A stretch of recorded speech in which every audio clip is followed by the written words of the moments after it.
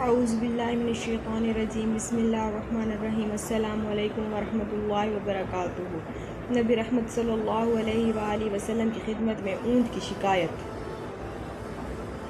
حضرت عبداللہ بن جعفر رضی اللہ عنہ کہتے ہیں کہ رسول اکرم صلی اللہ علیہ وآلہ وسلم نے ایک روز اپنے پیچھے مجھے سوار کیا اور مجھ سے ایک راز کی بات کہی جسے میں کسی کو بھی نہیں بتا سکتا۔ رسول اکرم صلی اللہ علیہ وآلہ وسلم قضائے حاجت کے لیے کسی ٹیلے یا کھجور کے درخت کی آڑ میں چھپنا پسند تھا۔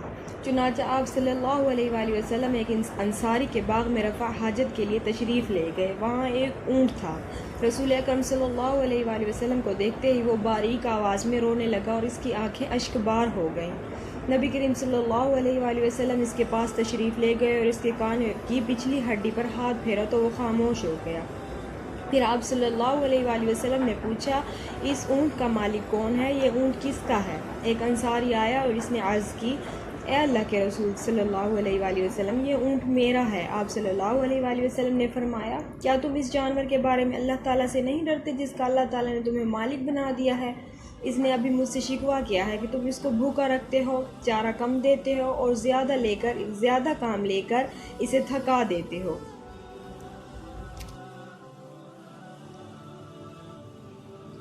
دل پر ختم نبوت کی مہر۔ سیدنا عتبہ بن عبد السلمی رضی اللہ تعالی عنہ بیان کرتے ہیں کہ ایک آدمی نے اللہ کے رسول صلی اللہ علیہ وآلہ وسلم سے پوچھا، یا رسول اللہ صلی اللہ علیہ وآلہ وسلم، نبوت کے سلسلے میں آپ صلی اللہ علیہ وآلہ وسلم کا اولین معاملہ کس طرح ظاہر ہوا؟ آپ صلی اللہ علیہ وآلہ وسلم نے فرمایا، میں بنو سعد بن بکر کے ہاں پرورش پا رہا تھا۔ میں اور میرا رضائی بھائی اپنی بھیڑیوں کی طرف چلے گئے۔ ہمارے پاس کھانے پینے کا سامان نہ تھا، لہٰذا میں نے اپنے بھائی سے کہا، جاؤ اور اماں جان سے کھانے پینے کا سامان لے آؤ۔ میرا بھائی چلا گیا اور میں بھیڑ بکریوں کے پاس ہی ٹھہرا رہا۔ پھر یوں ہوا کہ دو سفید پرندے گویا وہ دو ستارے ہوں میرے پاس آئے۔ ان دونوں میں سے ایک نے اپنے ساتھی سے کہا، کیا یہ وہی ہے؟ دوسرے نے کہا، ہاں۔